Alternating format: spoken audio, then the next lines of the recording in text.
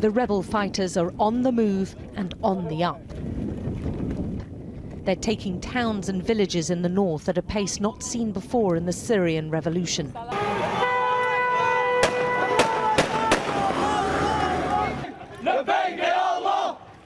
And in Bdama, it's a chance for those who once fled to safety in Turkey to reclaim it from Assad's army.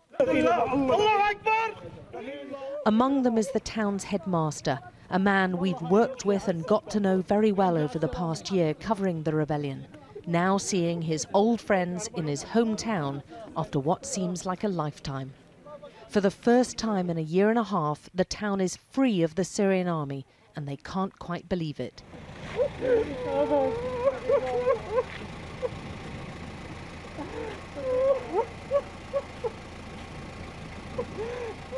I was waiting for this moment since a year and 4 months.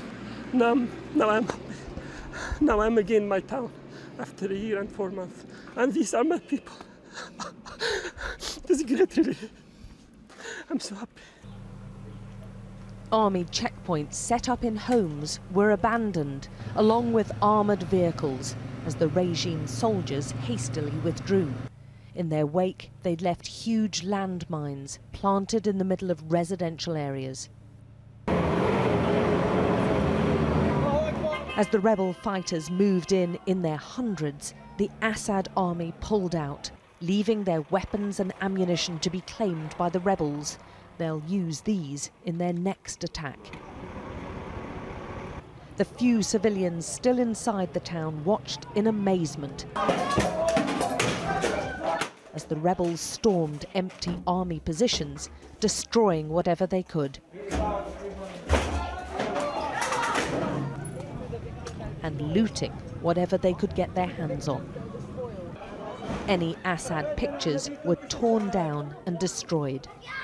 This is what they had been waiting for, a year and a half to get to this point. The town has been under siege by Assad's army for all that time. How long will they be able to hold it for?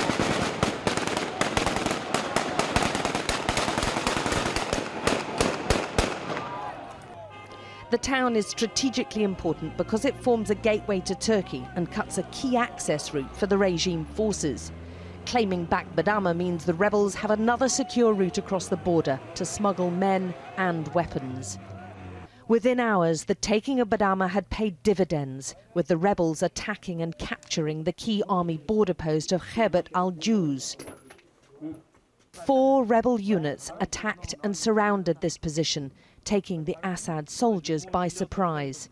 The graffiti swears loyalty to the Syrian President Bashar al-Assad, loyalty which cost them their lives. Among the military debris is a gas mask that will concern international leaders who fear the regime may be frightened into using chemical weapons to fight this war. The rebel reward for taking this border position was the seizure of a dozen army trucks, as well as armoured vehicles.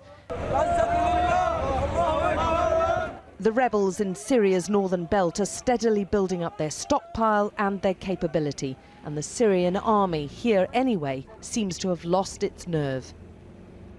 This gives you an indication of the panic they must have been in the face of the rebel attack. They drove what was a pretty big military vehicle right off this edge, over another edge down here, right through the forest. And you can see right in the distance there where they've abandoned it as the rebel fighters took over this position. The rebels have made some significant gains in the past few days, and it's their flag which is flying in much of the north right now. Alex Crawford, Sky News, Northern Syria.